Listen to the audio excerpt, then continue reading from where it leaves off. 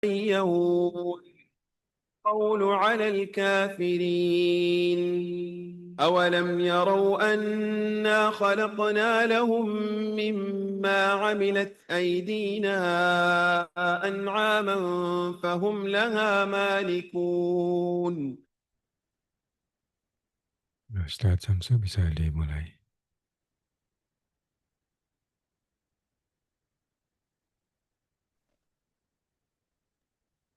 Baik ya. Assalamualaikum warahmatullahi wabarakatuh. Alhamdulillah alladzi khalaqal mauta wal hayata liyabluwakum ayyukum ahsanu amala. Asyhadu an la ilaha illallah wa asyhadu anna Muhammadan abduhu wa rasuluh. Allahumma sholli ala Muhammad wa ala ali Muhammad kama shallaita ala Ibrahim wa ala ali Ibrahim innaka Hamidum Majid. Amma ba'd. Sahabat sekalian, kembali kita jumpa lagi pada hari Rabu ya, tanggal 8 Oktober 2025. Pada pagi hari ini dalam Salam Fajar kita akan membahas tentang pebisnis atau pedagang pejuang dakwah ya. Saya insya Allah menemani saudara saya pukul 6 nanti ya. Baik, ini sebuah tema yang sebetulnya menimbulkan tanda tanya kenapa harus difokus ya. Oke.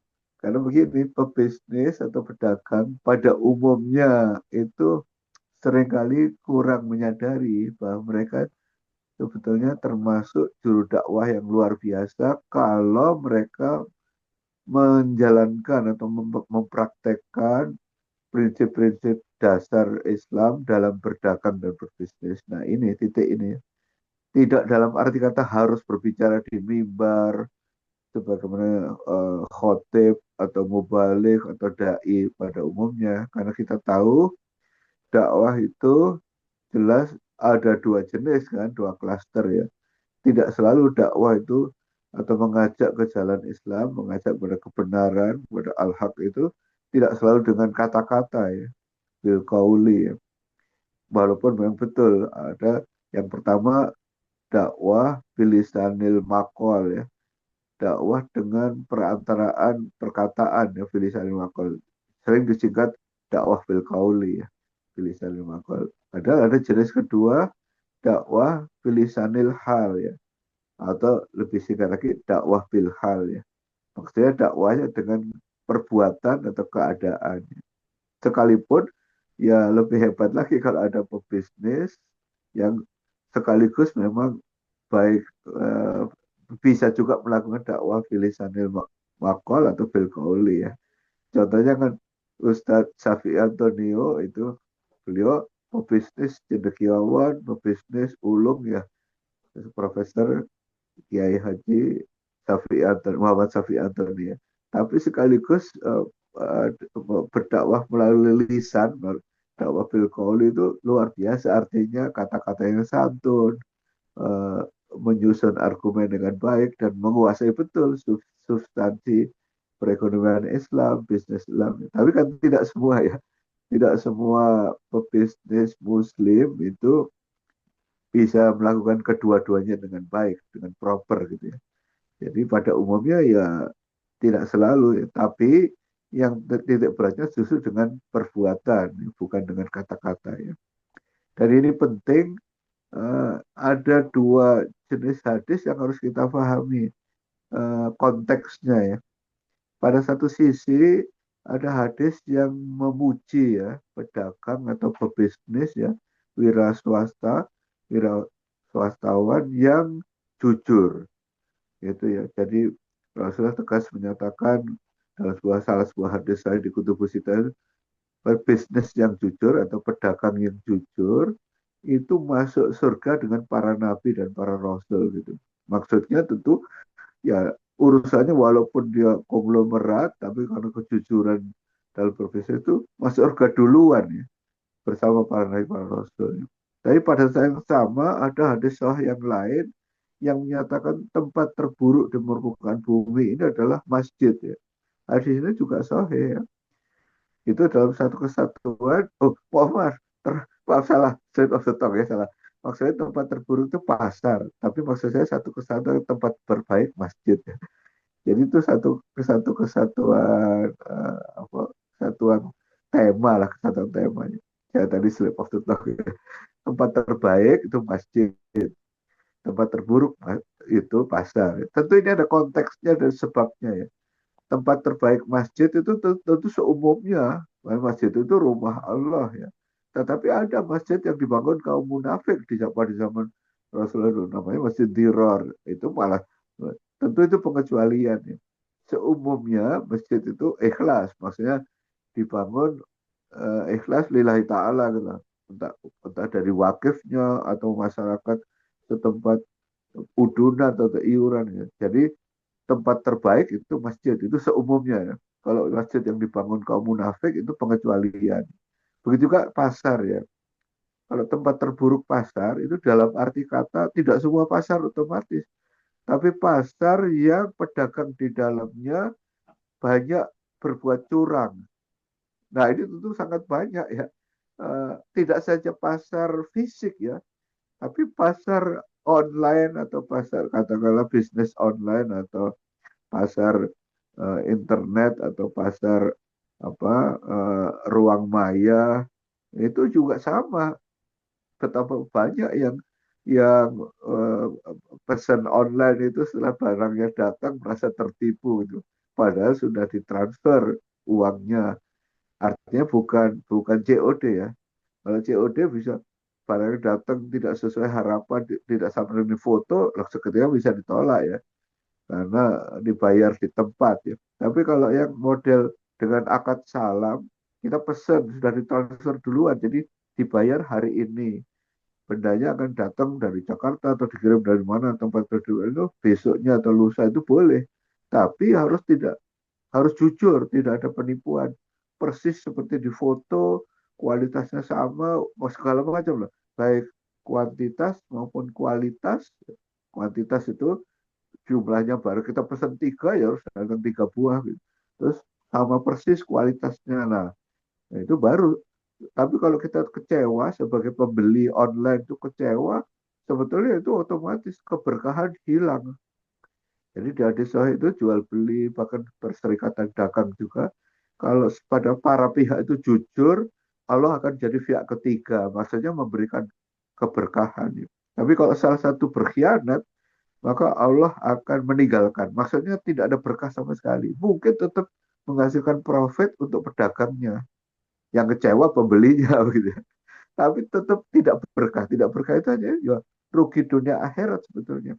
Kesannya seolah-olah profit. Wah, berhasil menipu. Kalau kita berjualan online, wah, yang beli ratusan orang tertipu semuanya, kita ketawa diam-diam. Tapi itu rugi sebetulnya dunia akhirat ya. Karena tidak ada keberkahan ya. Jadi ini penting ya kejujuran ya. Sampai-sampai kalau kita tahu lah Rasulullah Muhammad SAW itu pedagang yang jujur, pebisnis yang hebat lah. Bahkan sejak masih muda ya, jauh sebelum menikah, jauh sebelum jadi nabi. Menikah umur 25, jadi nabi umur 40. Sejak saking jujurnya sampai sejak dini hari masih sangat muda, masih sebelum remaja malah, itu sudah digelari Al-Amin ya. Artinya tempat menaruh kepercayaan, sangat terpercaya. Nah, sampai berdagang. Tapi kalau kita lihat di luar Rasulullah Muhammad SAW, dari rangkaian para nabi, itu yang fenomena ya Nabi Syuaib. Dari sisi ekonomi maksud saya, bisnis dan perekonomian ya. Yang di berbagai surat di Quran itu, Nabi Syuaib itu tokoh nabi yang ber, apa ya, lahan dakwahnya itu pada penduduk Aikah. Aikah itu pusat perekonomian pada zamannya, pusat perekonomian dunia lah ya. Mungkin seperti Singapura sekarang gitu. Nah, itu lahan dakwahnya jadi penuh dengan tipu menipu lah. Ya, Aikah. Nah, Nabi Syuaib itu justru ditugaskan ke sana. Ya. Itu diceritakan dalam banyak rangkaian ayat ya, Nabi Syuaib itu ya. Di surat Al-An'am ada, di surat Asy-Syu'ara ada, di surat Hud ada, di surat Al jadi cukup banyak Nabi Syuaib itu di, di berbagai surat. Tapi intinya jadi ikon. nabi pedagang atau nabi pebisnis. Beliau sendiri juga berdagang, tapi ya tentu materi-materi dakwahnya pasti tauhid ya, supaya la ilaha illallah, tapi juga kaitannya dengan bagaimana berdagang jujur, jangan menipu lewat timbangan yang salah, lewat ukuran yang salah, uh, terhadap janji empat hal ya, kualitas, kuantitas. Pokoknya materi dakwahnya itu betul materi ekonomi Islam lah kalau boleh sebut Nabi Syuaib itu ya. Jadi uh, karena Nabi yang lain tidak selalu hanya sesuai dengan penugasan dakwahnya kan ya. Pada siapa, untuk apa gitu ya. Jadi ini satu kesatuan ya. Tentu saja bahwa karakter para nabi seumumnya ada empat, itu ya pasti harus diwujudkan ya. Yang sidik, amanah, tabligh, lalu fatonah itu pasti ya. Artinya setiap pedagang atau pebisnis muslim ya harus melakukan itu ya. Jujur tuh itu mutlak. Jujur, maka itu tadi pedagangnya jujur, sidik ya, masuk surga bersama para. Jadi kejujuran baik dalam hal harga, dalam hal kuantitas, dalam hal kualitas. Kemudian satu lagi delivery time ya, terutama akad salam ya. Akad salam itu paling mudah dan paling banyak dilakukan di pertanian. Pertanian itu kita pesan sekarang, bayar sekarang, tapi bendanya baru panen 3 bulan lagi atau 6 bulan lagi. Ada yang lebih lama bertahun-tahun, misalnya jati emas. Jati emas itu bisa 12 tahun, 14 tahun, 15 tahun panennya. Tapi pesannya sekarang dibayar pohon jati emas itu ya. Eh, eh, Kalau untuk bahan bangunan yang kokoh kuat ya, batang pohon jati emas ini. Tapi maksud saya sidik itu menjadi mutlak betul. Itu tadi termasuk sekarang dagang atau bisnis online kan ya. Maka kalau kita jualan online itu harus berpegang teguh kapan dikirim sehingga bisa diperhitungkan datangnya tepat waktu ya, delivery time. Lalu harganya jangan menipu, sedikit pun jangan menipu, terbuka transparan. Lalu yang penting gabungan antara kuantitas dan kualitas ya. Nah, dalam pertanian juga begitu. Sebagai contoh, seorang pembeli misalnya, pedagang penjual beras misalnya, beli pada petani itu memilih tanah, petani memilih tanah misalnya mau beli 1 ton, 1 ton itu berarti 1.000 kilogram ya. Lalu berasnya misalnya Pandan Wangi, beras Pandan Wangi, nah, harganya 1 kilo berapa sekarang ya, pokoknya tertentu lah. Katakanlah misalnya 1 kilo 25.000 ya. Nanti dikali-kalikan dengan 1.000 kilogram. Tapi yang jelas itu kualitas. Lalu kuantitasnya berapa? 1 ton beneran. Jadi kuantitasnya betul-betul kalau ditimbang, dicek 1.000 kilogram betul-betul. Lalu kualitasnya betul, yang dikirim padan wangi betulan gitu. Lalu delivery time misalnya 4 bulan lagi harus tepat waktu. Kalau sekarang katakanlah awal Oktober, berarti November, Desember, Januari, Februari nanti pas panen. Nah, dan itu harus betul-betul lah, baru nanti itu pedagangnya, petaninya sebagai pedagang itu nanti masuk surga bersama para nabi dan rasul. Sidik. Begitu juga amanah ya, amanah itu tadi justru bertanggung jawab atas janji-janjinya ya. Kalau pas panen langsung dikirim beneran. Juga kita sebagai pembeli atau toko lah, pemilik toko beras tidak rugi gitu. Lalu tablik, tablik itu berarti dalam marketing juga jujur, hebat, menarik, promosinya menarik perhatian, tapi sekaligus eh, dakwah, dengan itu berdakwah kan. Jadi calon pembeli itu, calon itu merasa aman kalau berhadapan dengan kita. Itu dakwah luar biasa ya. Tanpa kata-kata tadi, dakwah gagal. Beli pada kita gitu, sebagai petani yang jujur, atau kalau kita pemilik produksi alat produksi yang lain juga sama. Beli apapun ke kita, calon pembeli itu merasa aman. Barangnya datang sesuai pesanan, kualitasnya sama, pokoknya aman. Tidak ada sangka akan merasa tertipu, was-was gitu, enggak ya. Jadi itu tablik ya. Sekaligus nanti fatonah ya. Berarti dalam membuat strategi penjualan, dalam membuat promosi, dalam iklan, membuat iklan itu cerdas lah ya. Cerdas, menarik, memikat ya. Ngerti teknik komunikasi yang yang gitu gitu ya. Nah, tentu ini jadi satu tantangan ya, satu tantangan karena bisa jadi ya latar belakang itu tadi mungkin berdasarkan tentu ini bukan survei tetapi kalau hadis itu sahih pasti dalam tanda petik ya dapat informasi dari malaikat lah. Walaupun Rasulullah sendiri juga pedagang di lapangan, jadi tahu lah. Tapi eh, tidak melalui survei, tapi melalui pengamatan yang cerdas, sekaligus mungkin pemberitahuan.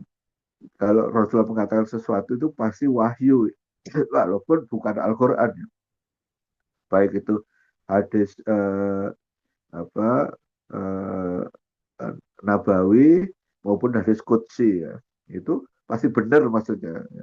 Jadi hadis yang sahih, baik hadis Nabawi maupun hadis Qudsi itu dengan redaksi Tuhanku berfirman atau zat yang menguasai jiwaku lah itu hadis Qudsi. Tapi maksud saya pasti benar.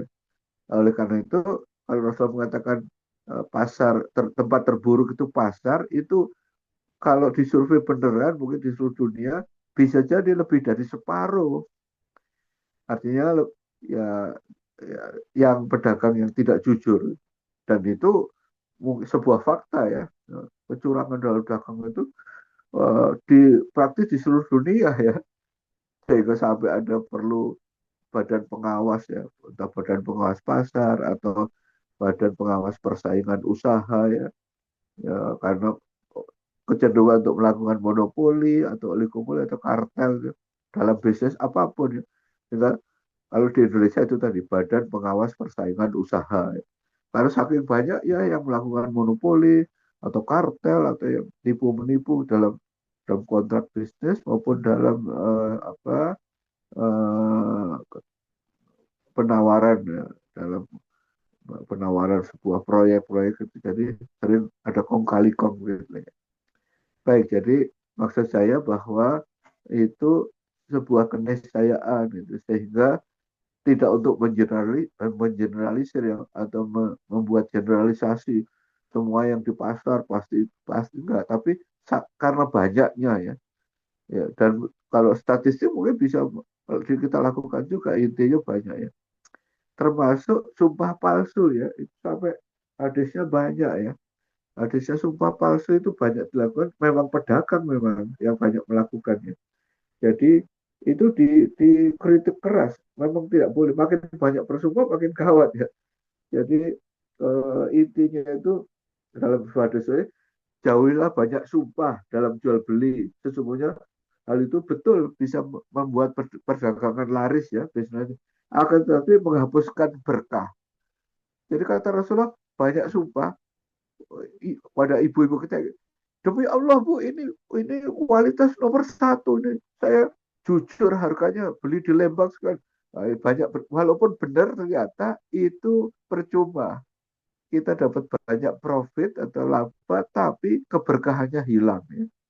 Jauhilah banyak sumpah dalam jual beli ya. Karena sesungguhnya hal itu kalaupun betul membuat perdagangan atau dagang itu laris tetapi menghilangkan keberkahan. Jadi Rasulullah sangat tidak menyenangi itu perkataan banyak menggunakan sumpah karena mereka setelah mereka bersumpah mereka ternyata berbohong. Maksudnya isi sumpahnya itu dari itu sudah dosa, keberkahannya hilang. Kalaupun tidak bohong itu tetap berkahnya hilang karena itu tadi sekalipun banyak menghasilkan keuntungan atau profit ya, ribhut, tapi tetap keberkahannya hilang ya. Sampai ada jenis jual beli yang disebut najasi ya. Terjemahan sekarang najasi itu reklame palsu atau promosi palsu ya. Jual beli najasi itu. Jadi misalnya memuji-muji dagangan kita sendiri secara berlebihan. Oh ini hebat loh, ini kualitas, oh ini dicari-cari laris di mana-mana, memuji-muji begitu. Atau betul-betul bersekongkol dengan orang lain, pura-pura membeli gitu. Nah ini najasi. Sehingga nanti calon pembeli yang lain terpikat terus lalu minta izin ya ikut nawar ikut belilah gitu nah jadi padahal itu dilarang keras itu hadis itu mutafak alaih itu berarti di Sahih Bukhari dan Sahih Muslim ya. Rasulullah melarang keras jual beli najasi ya. Itu semacam reklame palsu atau promosi palsu ya, najasi itu. Jadi bisa dengan memuji-muji padahal padahal kualitasnya nomor 3. Ini tomat nomor 3. Tapi saya mengatakan tomat nomor 1. Padahal bukan pandan wangi. Tapi saya mengatakan ini pandan wangi. Oh. Atau itu tadi bersekongkol dengan teman saya pura-pura jadi calon pembeli gitu. Tentu dengan ada upah untuk itu ya. Nah, calon pembeli yang lain ikut tertarik itu. Karena dia, wah iya ini bagus ya. Oh, aduh, hatur nuhun dia dapat barang bagus, harganya kompetitif, harganya nggak mahal banget. Nah, yang lain tadinya lewat saja dengar ikut tertarik. Nah, itu najasi. Dan itu banyak dilakukan sehingga sampai ada diskursus ya, di Bukhari, saya Bukhari. Jadi inilah berarti maksud saya pedagang atau pebisnis itu jadi pejuang dakwah itu cukup dengan jujur, nggak tanpa banyak kata-kata, asal jujur dalam 4 hal tadi, harganya, kualitasnya, kuantitas, delivery time, maka itu sudah dijamin masuk surga bersama para nabi, para rasul. Ya. Tapi tentu lebih hebat lagi kalau kita juga bisa berdakwah bil kauli ya. Jadi dakwah bilisanil makol dengan lisannya perkataan dan bil kauli tadi ya. Seperti Ustadz Safi Antonio tadi, ya beliau jadi ketua yayasan apa di apa ya, oh, yayasannya namanya apa itu saya lupa, tapi yang jelas itu yayasan dakwah jadi perguruan tinggi juga malah ya. Eh, Perguruan tinggi di Sentul sana beliau jadi ketua pembinanya, pembina yayasan itu, rektornya juga seorang ibu-ibu, seorang profesor begitu. Lalu itu dalam bidang ekonomi Islam termasuk salah satu perguruan tinggi terkemuka ya. Nah, beliau sendiri juga banyak menulis buku, pinter ceramah juga, jadi wawasannya luas juga. Ya. Tapi kan tidak semua orang bisa begitu ya. Ya pebisnis ulung, tapi juga penceramah ulung. Dan memang menguasai betul kalau beliau memang masternya maupun dokternya dalam bidang ekonomi Islam gitu ya. Jadi eh, tidak semua orang bisa seperti itu. Itu ibaratnya kalau secara umum ya, yang pandai menulis sekaligus pandai berceramah, penceramah yang menarik ya cukup banyak. Ada misalnya Buya Hamka misalnya, itu ya tulisannya bagus-bagus, baik buku maupun artikel, ceramahnya juga memikat, itu baik dulu di televisi, di radio sampai di lapangan. Kiai Haji Buya Hamka, Profesor Buya Hamka ya, gitu ya. Tapi kan tidak semua orang berbakat seperti itu ya. Sama tidak semua pedagang bisa seperti Ustaz Sofi atau. Tapi dengan tema ini tadi di kajian kita, berdagang atau pebisnis pejuang dakwah itu sekurang-kurangnya tidak usah dengan kata-kata, jadi dakwah tanpa kata-kata. Dakwah tanpa kata-kata ya berarti dakwah dengan perbuatan ya. Dakwah bilisanil hal atau kalau disingkat dakwah bilhal, berdakwah tapi dengan perbuatan, dengan keadaan. Jadi keadaan dagangnya jujur, akan mitra dagang merasa nyaman, merasa tidak was-was, pembeli juga puas, barangnya juga tidak ada penipuan dalam dalam kuantitas, kualitas, dalam harga, dalam delivery time, pokoknya serba jujur dalam berbisnis. Nah itu tanpa bicara, tanpa dakwah di mimbar, tapi efektif. Jadi sebagai pedagang, sebagai wira swastawan, sebagai entrepreneur, sebagai pebisnis itu, maka jujurlah dalam segala hal, itu sudah dakwah yang luar biasa. Tanpa bicara apapun ya.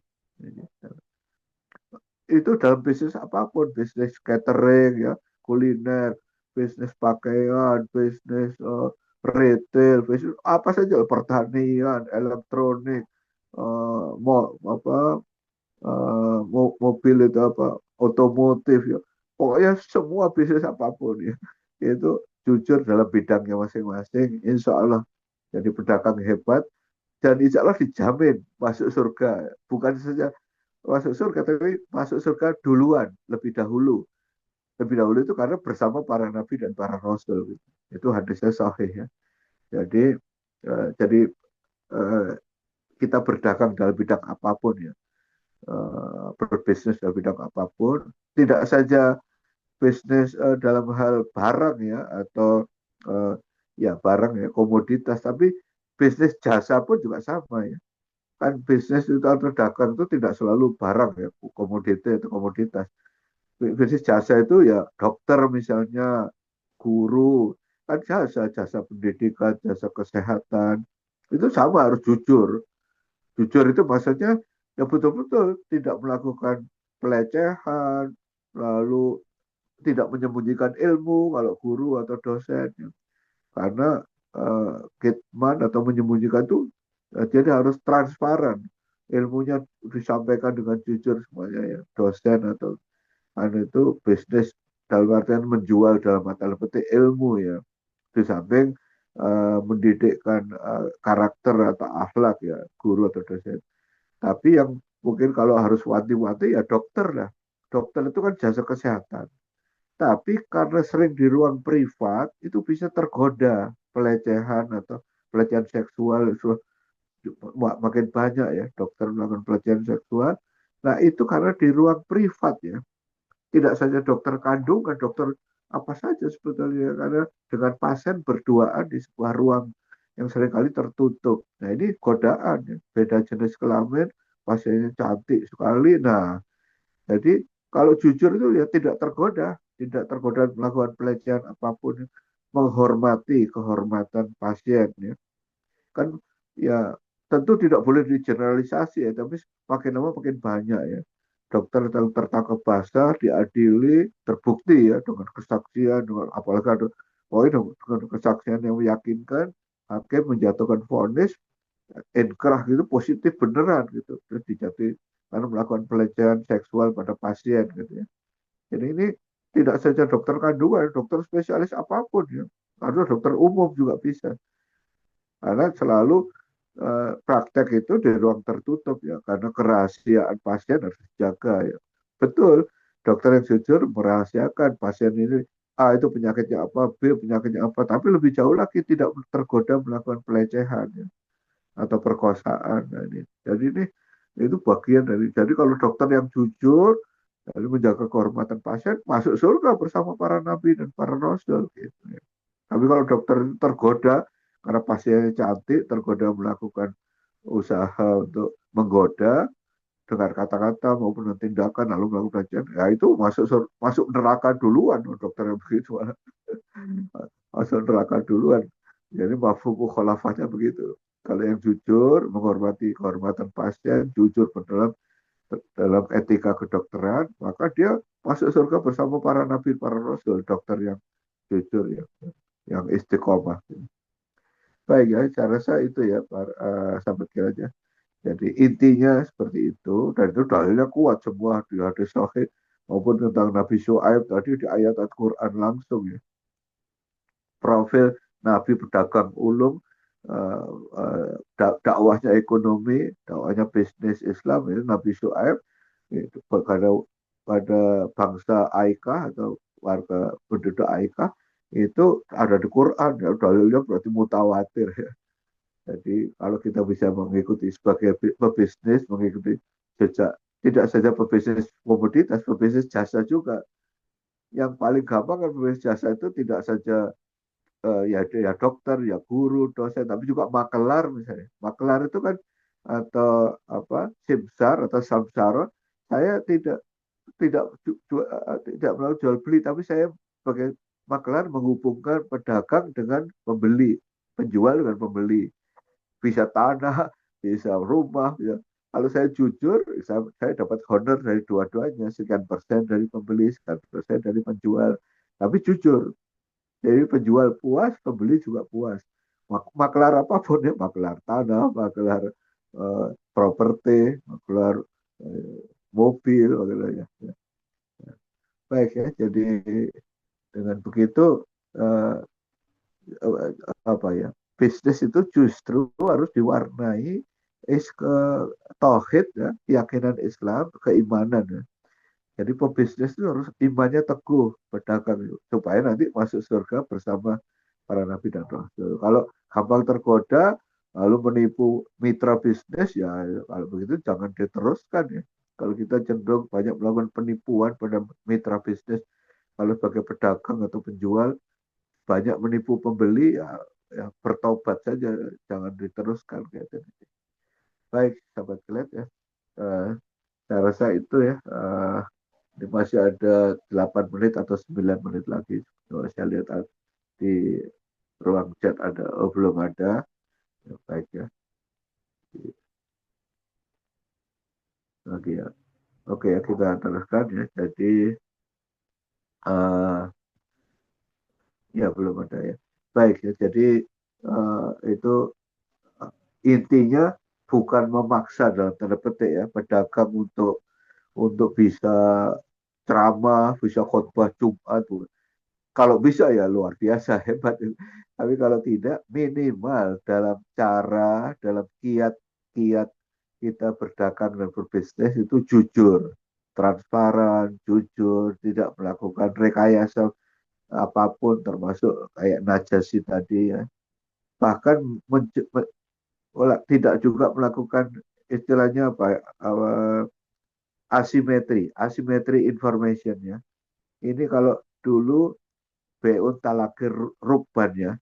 Jadi maksudnya mencegat pedagang di tengah jalan. Kalau dulu itu dilarang Rasulullah. Misalnya begini, kita ingin sebagai apa ya pemilik toko gitu di pasar untuk menjual tomat dan wortel misalnya. Lalu kita mencegat petani di jalan Setiabudi sebelum sampai ke pasar Ciroyong, mereka jualan dari Lembang. Nah itu dulu dilarang ya. Dilarangnya bukan soal tempat, tapi soal informasi yang tidak simetri ya, asimetri informasi. Artinya kita tahu harga pasar, petaninya dari Lembang naik angkot belum tahu gitu. Walaupun itu kondisi dulu ya, zaman belum ada internet, belum ada radio, belum ada televisi. Kalau sekarang ya enggak. Berarti bukan soal tempat. Kalau begitu soal informasi. Berarti calon penjual dan calon pembeli harus sama-sama tahu informasi harga pasar. Kalau petani di Lembang itu canggih, mendengarkan RRI, nyetel televisi, buka internet, langsung tahu harga barang tomat berapa, kentang berapa, wortel berapa. Kalau begitu ya boleh transaksi dimanapun. Berarti dia sebagai penjual, penjual dalam arti kata petani yang akan menjual hasil panennya, tahu harga pasar, boleh dimanapun. Karena pemilik kios di pasar yang beneran itu tahu tahu pasti tahu harga pasar. Petaninya yang baru panen juga tahu lah itu boleh. Dulu itu konteksnya mencegat pedagang atau penjual ya di tengah jalan dilarang oleh Rasulullah itu karena belum ada internet, belum ada radio, belum ada televisi, belum ada komunikasi kabel ya. Jadi petani dimanapun di Lembang lah, di Ciwidey itu berangkat ke pasar buta, buta maksudnya tidak tahu harga harga pasar. Nah, tidak boleh transaksi tidak sah. Harus sampai di pasar, sama-sama tahu harga pasar, baru tawar menawar ya, jual beli tawar menawar. Nah, jadi ada konteksnya ya. Bukan berarti hadis itu tidak relevan, tetap relevan. Relevansinya adalah yaitu kalau calon pembeli dan penjual itu ternyata memiliki informasi yang tidak seimbang, maka itu tidak diizinkan. Misalnya begini, tanah misalnya, di situ akan dibangun bandara atau jalan tol, maka harganya kan berlipat-lipat. NJOP, nilai jual objek pajak akan meningkat. Nah itu maka pemilik tanah itu harus diberitahu. Kalau enggak, kita kita sebagai konglomerat atau pedagang besar, wah ini saya beli dengan harga murah.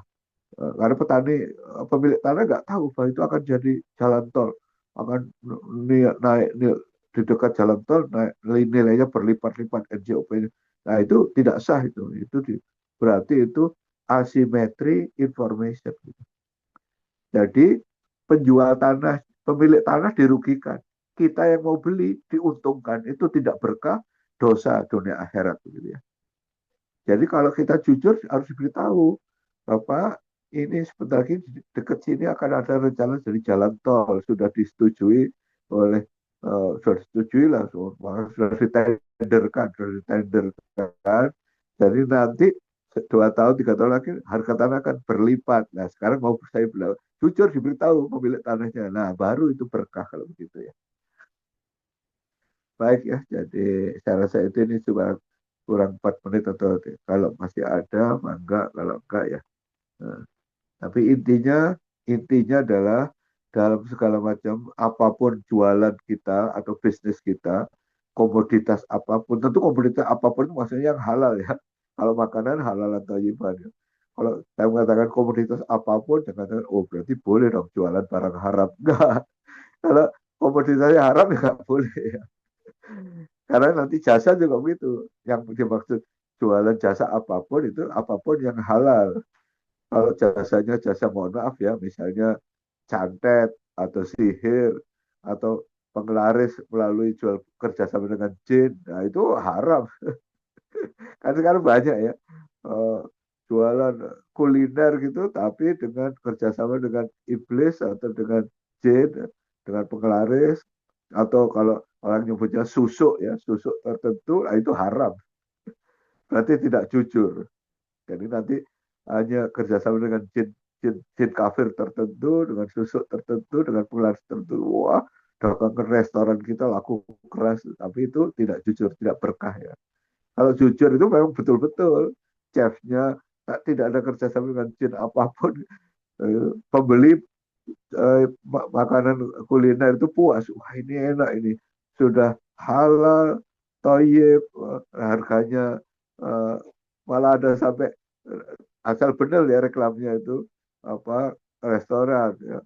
Rasa bintang 5, harga kaki 5 itu sebetulnya hampir mustahil tapi kalau ada yang beneran begitu ya enggak ya boleh berarti maksudnya standar makanannya bintang 5 itu enak maksudnya enak gitu tapi harganya murah harga kaki 5 kalau bisa seperti itu ya sudah halalan thayyiban itu ya luar biasa kalau bisa bukan bohong ya bukan reklame dusta gitu. Baiknya saya rasa itu kita akhiri dengan membaca surat wal asr ya. A'udzu billahi minasyaitonir rajim. Bismillahirrahmanirrahim. Wal asr. Innal insana lafi khusr. Illa ladzina amanu wa 'amilus shalihat wa tawassaw bil haqq wa tawassaw bis sabr. Baik, kita akhiri dengan ucapan hamdalah walhamdulillahirabbil alamin. Saya Samsudin mohon undur diri. Mohon maaf kalau ada salah kata ya, slip of the tongue. Jangan lupa juga selain hari Rabu, maka hari lain termasuk khususnya hari Kamis oleh Ustadz Ahmad Ihyari ya tentang tahsin ya, memperbaiki bacaan Quran kita melalui surat-surat pendek di juz 30 ya, juz 29 dan juz 30. Baik, kita akhiri dengan ucapan hamdalah. Alhamdulillahirabbil alamin. Billahi taufik wal hidayah. Assalamualaikum warahmatullahi wabarakatuh.